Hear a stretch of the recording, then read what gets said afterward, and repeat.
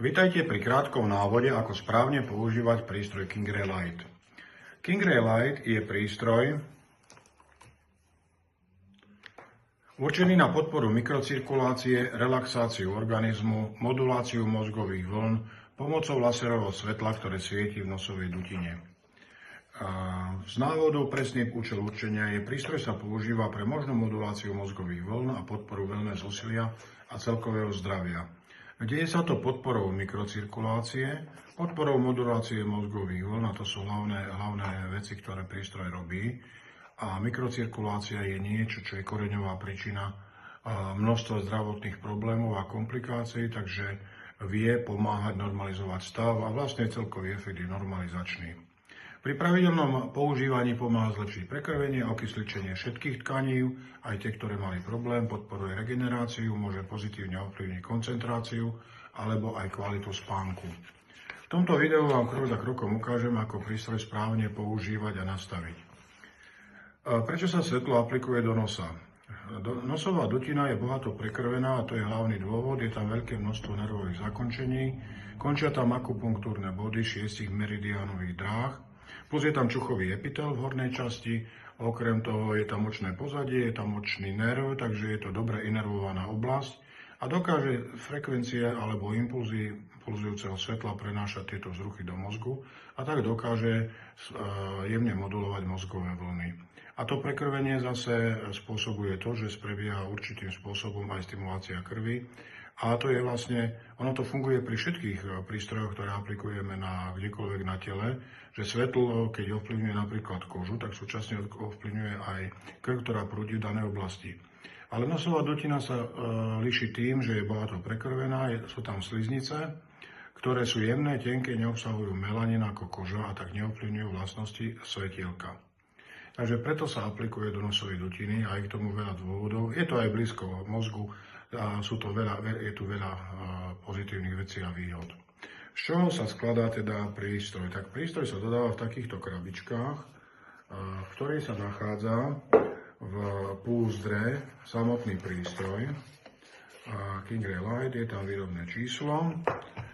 Prístroj je balený tak, že sa tam nachádzajú v hornej časti sú dva laserové aplikátory a v spodnej časti za ochrannou fóliou sa nachádza samotný prístroj ako ochrana proti otrasom a proti poškodeniu pri transporte. Ďalej sa v balení nachádzajú všetky komponenty, ktoré potrebujete k jeho fungovaniu.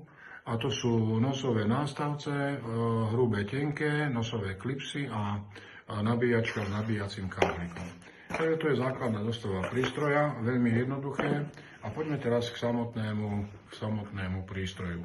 Najprv si však zostavme nosový aplikátor. Nosový aplikátor je táto časť, ktorá je na kábli pripojená k prístroju. Skladá sa z telesa, vnútri je mohutná optika, ktorá vedie od laserovej diody svetlo ďalej. Toto je nosový aplikátor s dierkou na konci, aby sme svetlo žiadnym spôsobom neovplyvňovali. Nasúva sa to takto a upína sa klipsa z boku, obyčajne do tej vrchnej drážky a táto klipsa je pružná a pridržiava potom aplikátor takto v nosovej dutine. Dobre, prešli sme si, ako teda zostaviť nosový aplikátor. Zapneme si teda nosové aplikátory. Vložíme do nosovej dierky a môžeme brať aplikácie a potom môžeme robiť na počítači alebo čo potrebujeme. Toto je teda samotný prístroj, na vrchu je fólia, označuje to táto nálepka. Na spodku sa nachádza prepínač on-off a sériové číslo prístroja. Používa sa to ako reset tlačidlo, alebo sa prístroj vypne, aby prístroj v pohotovostnom režime neťahol batériu, vtedy batéria vydrží celé roky. Takže zapíname do polohy on, čo je, že vlastne už elektronika čaká, aký povel vykonáme. Podržíme spodné tlačidlo on-off 6 sekúnd. Naštartuje sa displej. Prvý riadok označuje power ako výkon, 0,5 je 5 mW. Potom nasleduje v druhom riadku P1, to je číslo programu. Nasleduje time, čas, 14 minút. a potom nasleduje v treťom riadku frek ako frekvencia. 0,0 Hz označujeme ako spojité svetlo, teda svetlo bez zábleskov, lebo Hz je definícia počet zábleskov za sekundu. Takže máme 0 zábleskov za sekundu. Je tu strčený nosový aplikátor, takže pokiaľ tento program chceme používať, tak si ťukneme horné tlačidlo, slniečko a rozsvieti sa laserové svetlo. Pokiaľ chceme meniť parametre, tak musíme svetlo vypnúť. A teraz vieme používať tlačidla plus a mínus a vieme meniť jednotlivé programy. Tlačidlom plus nastavujeme programy od P1 po P5. A P1 je akého testovací program, veľmi slabé parametre, idem to pozrieť, P5, 3 mW 3 minúty, potom P4 sú 3 mW 6 minút. To sú také testovacie programy, kedy prví noví užívateľia si testujú, ako ho znášajú to svetielko. Potom už začínajú programy, ktoré sú P3, to sú 3 mW 14 minút, P4 sú 4 mW 14 minút a P1 je 5 mW 14 minút. Takže máme tri také silnejšie programy P3, P2, P1. P1 je najsilnejší, najčastejšie používaný. Takže tlačidlom plus si vieme cyklovať v týchto programoch, že ideme P2, P3, P4, P5 a znovu P1. A potom, keď ideme tlačidlom mínus, tak už sa nám objavujú frekvenčné programy. Keď vidíme teda zo nastavenia, že máme P1 0 Hz a keď stlačíme tlačidlo mínus, tak máme P1 4 Hz. Potom následuje program P2, to je 10 Hz, P3 13 Hz, P4 28 Hz, P5 je 40 Hz, P6 42, P7 58 a P8 60 Hz. P9 je 70 Hz. Toto sú prednastavené programy, ktoré majú svoje dôvody. Tie frekvencie definovalo EEG Inštitút Praha ako najvhodnejšie programy na jednoduché a rýchle voľby. To sú rýchle voľby programov. Ináč si viete parametre nastaviť podržaním stredného tlačidla 6 sekúnd. Prístroj musí pípnúť. Pokiaľ nepípne, je možné pípanie zapnúť alebo vypnúť. Je to na tom, či máte zapnuté alebo vypnuté pípanie, nájdete to v návode na použitie. To, čo bliká, sa dá meniť. Opäť používame tlačidla plus a mínus. Takže vieme meniť výkon stlačanie tlačidla mínus, napríklad na 2 mW alebo 1 mW s krokom 1 mW. Potom, keď znovu podržíme 6 sekúnd, tak prejde prístroj na nastavenie času a tu vieme meniť v rozsahu 1 až 30 minút používaním tlačidla plus alebo mínus. A potom nakoniec vieme meniť frekvenciu. Opäť podržíme tlačidlo a vieme ju meniť v rozsahu podržaním, skáče po 4 Hz, podržaním to ide rýchlo, alebo ťukaním to ide po 1 Hz a vieme si meniť takto frekvencie. Takže viete si navoliť ľubovoľný výkon od 1 po 5 mW, čas od 1 po 30 minút a viete si navoliť manuálne frekvenciu od 1 po 99 Hz. Môžete používať jeden alebo dva aplikátory. Sú nakalibrované na výkon tesne pod hranicou 5 mW, čo sú lasery triedy 3R bezpečné na používanie. Takže toľko je k ovládaniu. Ideálne je a najjednoduchšie je používať predvolené programy. Takže spojité svetlo, preto je 5 programov, že prvé dva sú testovacie na overenie znášanlivosti svetla a aplikátora človekom. Potom ďalšie 3 sa dajú používať na bežné používanie, 3, 4, 5 mW, alebo program P3, P2, P1. A potom programy s frekvenciami nájdete v návode alebo ďalších našich dokumentoch, ktorá frekvencia je na čo. Takže toto je najjednoduchšie nastavenie. Nabíjanie. Nabíjanie sa prevádza cez USB-C konektor v spodnej časti. K prístroju je nabíjačka, USB konektor je na jednej strane, USB-C je na druhej strane a tento sa vsúva do prístroja. K nabíjaniu môžete použiť akúkoľvek nabíjačku z mobilného telefónu, pretože je tam štandardné napätie 4,7 alebo 5 V jednosmerných. Prístroj detekuje nabíjanie na displeji, že keď už je prístroj nabitý, vypíše charging full.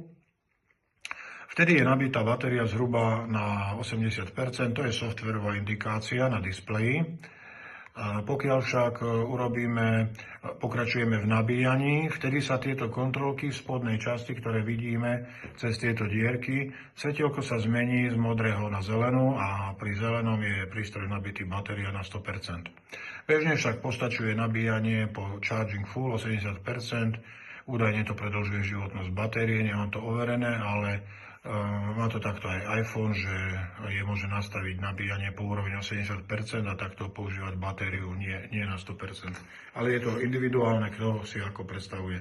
Po nabití batéria vydrží pomerne veľa aplikácií v závislosti od nastavenia výkonu a predovšetkým výkonu a času, a či sú jeden alebo dva aplikátory. Mne teraz beží aplikácia s 5 mW. Prednastavené časy aplikácií sú spojitého svetla 14 minút.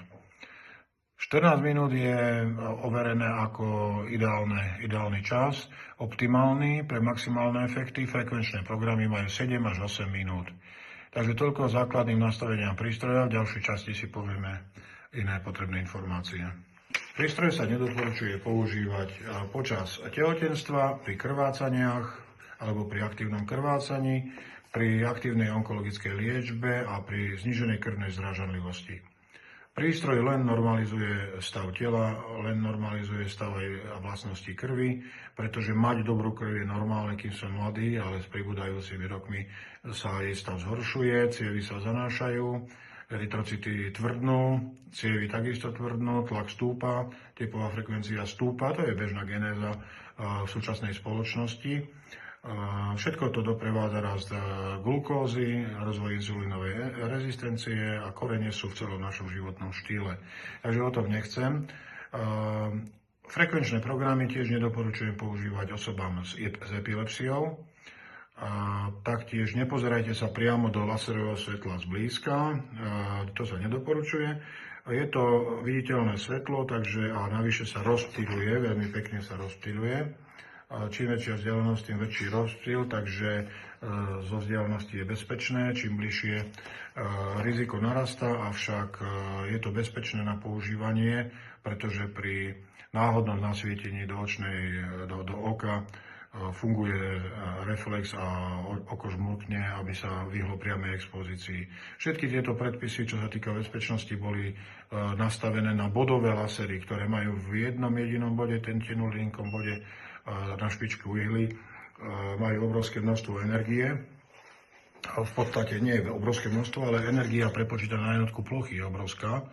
Teda výkon miliwaty na nejaký centimetr štvorcový je rozdiel, či mám 5 mW na ploche centimetr štvorcový alebo milimetr štvorcový alebo desatina milimetra štvorcového. To namáhanie tkaníva potom rastie enormne. Z tohto hľadiska toto svetielko je absolútne bezpečné. Pokiaľ ide o používanie u detí, stanovili sme hranicu 10 rokov. Deti teda môžu používať, sú to ľudia ako my dospelí, s tým, že doporučujeme znižovať výkon. Hmotnosť deleno 10 máte doporučený výkon približne. Takže volíte programy, ktoré odpovedajú zhruba, keď 30-kilové dieťa, tak 30 deleno 10 máte 3 mW a to je program, ktorý tam má 3 mW. Má kratší čas, samozrejme. Ide o to, že deti sú transparentnejšie ako dospelí ľudia a o tom to je. O tom, že vlastne u nich to funguje efektívnejšie a viac tkaniva sa dokáže ožiariť počas aplikácie ako u dospelých ľudí. Záverom, KingRelight je jednoduchý prístroj, ktorý pri pravidelnom používaní podporuje mikrocirkuláciu, regeneráciu, celkovú pohodu organizmu, podporuje wellness, smeruje k well-being, vaše parametre sa môžu zlepšovať, pretože pokiaľ všetky orgány majú dobrú mikrocirkuláciu, to je základ, absolútny základ. Potláča to ischémie, potláča to acidózy, oxidačný stres a potláča to zápaly. Všetky tie mechanizmy sú prepojené, takže je to logické.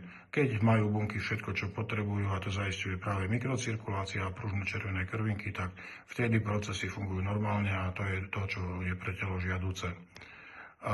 Ešte také jednoduché upozornenia. Začnite programami so spojitým svetlom, potom prejdite, keď chcete používať frekvenčné programy, či na upokojenie alebo na nabudenie, tak na upokojenie používajte nízke frekvencie, programy P1, P2 so 4 alebo 10 Hz. Ak sa chcete nabudiť, tak používajte 40 alebo 50-60 Hz. To je niečo, čo funguje ako optická káva. Je to stimulant, ktorý vás nabudí. Snaží sa teda dostať mozog do vyšších otáčok, pretože mozog funguje ako motor auta. V nízkych otáčokách, keď si prajde na voľnom behu, tak to je to, čo sú tie programy s nízkou frekvenciou. Keď ho dostávate do otáčok, samozrejme rastie výkon, rastie spotreba energie, ale tá kognitivita sa potom udržiava po určitú dobu, dajme tomu 5-8 hodín to vydrží, takže keď máte čosi náročné pred sebou, či športový výkon, alebo mentálny výkon, alebo šoferovanie, môžete sa nabudiť aj frekvenciou 40 Hz a tak sa pustiť do danej aktivity. Ešte snáď treba povedať, že u tohto prístroja dlhá aplikácia neznamená viac efektov oproti krátšej. Preto sme oproti minulosti skrátili časy aplikácie. V minulosti sme mali 30 minút, dnes používame 14 minút, dvakrát denne. S tým, že za každým efekty trvajú 5 hodín. A pokiaľ si urobíte aplikáciu 30 minút raz denne, tiež budete mať 5-6 hodín trvania efektov, takže niečo extra tam nezískavate. Tá pridaná hodnota je väčšia, keď urobíte viac kratších aplikácií. Takže dvakrát denne tých 14 minút, alebo vážnejšie problémy aj 3-krát denne. To je také jednoduché doporučenie. Pravidelnosť tu znamená oveľa viac ako čokoľvek iné, takže používať každý deň, vždy si zlepší mikrocirkuláciu. Keď má na začiatku závažné problémy, tie efekty a účinky pociťuje veľmi silne, avšak keď už uplynie určitá doba, cievy sa vyčistí a všetko sa znormalizuje, čo sa ešte znormalizovať dalo, tak vtedy vlastne nastáva, že už tie efekty ako necítim, ale oni tam stále sú. Pokiaľ prístroj vysadím, po nejakej dobe prídem o nejakú časť tých efektov, pretože každá aplikácia zlepšuje viskozitu a nie viskozitu, ale teda pružnosť a tokové vlastnosti krvi, takto by som to povedal. Krv nie je taká hustá, je nižší odpor proti prúdeniu, taká jednoduchá interpretácia. Robí to každý laser, ovplyvňuje to jedlom, ovplyvňuje to hydratáciou, a to v oboch zmysloch, pozitívne aj negatívne. Avšak nepoznám iný nástroj, ktorý by tak rýchlo dokázal zmeniť vlastnosti krvi ako práve toto svetielko, že 10 minút po aplikácii máte naozaj zlepšený stav, môžete teda si užívať tie efekty pár hodín a po zopakovaní aplikácie nastupuje ten proces opäť. Tak pokiaľ by ste to chceli dosiahnuť iba stravou napríklad, tak to môže trvať mesiace. S týmto prístrojom dosiahnete za mesiac viac ako inými zmenami v životnom štýle za mesiace alebo roky. Ale napriek tomu platí rada, že je najlepšie kombinovať všetko a robiť všetko rozumne, vyváženie s mierou, primerane, mať dostatok spánku, dobrú hydratáciu, zdravú výživu, dostatok energie, mať priestor aj na upratovanie, aj bunky samotné potrebujú upratovať, takže nebyť stále sytý, byť aj hladný, mať primeraný pohyb. Všetko normálne, čo budeme robiť smerom k normalizácii našej mikrocirkulácie, čítanie tohto svetielka bude pre naše zdravie len na užitok. Takže prajem používateľom, ktorí sa rozhodnú kúpiť si to, veľa zdravia, trošku vytrvalosti, trošku systémového prístupu. Keď sa z toho stane zvyk, ako sa stáva zvyk umývanie zubov, proste bude to naša denná rutina a nemôžeme na to nikdy doplatiť. Vždy nám to len pomôže.